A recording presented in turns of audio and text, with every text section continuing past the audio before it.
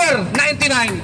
Okay! Ayan mga kababayan, magandang hapon po sa inyong lahat at maraming salamat syempre sa lahat po ng nandyan at yung kanina po doon mga kapatid. Oo, kasi sinasabi ho nila, kukunti lang tayo. Okay? Bakit? Mga kapatid, paumpisa pa lang to. Tatlong araw to mga kababayan. At kung hindi po ako nagkakamali, lahat na po ng universidad dito sa Pilipinas, nandyan ho ang Tilasal, nandyan ho ang San Beda, nandyan po ang UP, ang Adamson, ang FEU mga kababayan. Nananawagan na rin ho na umpisahan nyo na mga senador! Yes!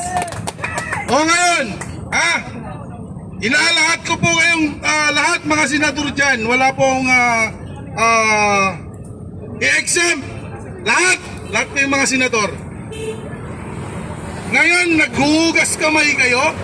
Meron kayong kanya-kanyang kesyo kailangan umpisahan na dahil ito ay mandato natin. Ngayon nyo sinasabi yan samantala, noong February 5, ay bakit wala man lang nagsalita, wala man lang nagsabi na umpisahan na natin ngayon to, mga kababayan.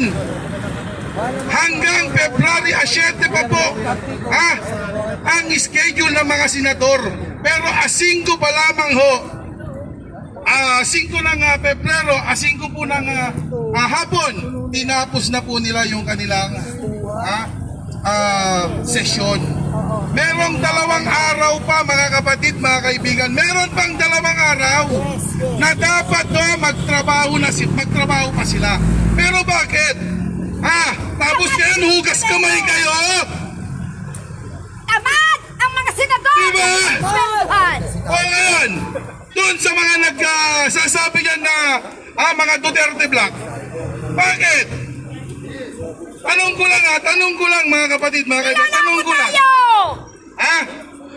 Nakinabang ba kayo sa pera ng taong bayan na hinahanap kay Sara? Diba? Nakinabang ba kayo? Kaya gusto ninyong i-dismiss yung impeachment trial na yan? Ano ba? O di kaya natatakot kayo na baka meron pang malaman at mapangalanan ng mga pangalan ninyo? Huwag siguro sila ni Sara Duterte! Magkakasabwat pa kayo? Nagtatanong lang ako. Hoy! Panagutin si Sara Duterte! Kasama ng mga senador! Maraming salamat, Tiger 99. Talagang Tiger ang mensahe. Pagsalitain naman natin ng kanyang nararamdaman ng isang mamamayang Pilipino mula sa US. Umuwi pa para magsalita. Si Kabunyog Orlando Sangguyo. Maraming salamat mga kabunyog. Attorney Enzo, Colette. Magandang araw po sa ating lahat. Mabuhay ang Pilipinas! Napakahalaga ng araw na ito para sa ating lahat, sambayan ng Pilipino.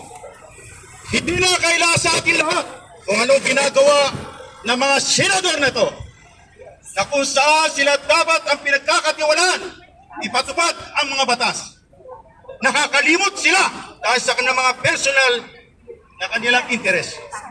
Hindi na kailangan sa atin kung anong ginawa nila sa ating bayan, lalo na sa paglabag, pagbusabos sa ating saligang batas.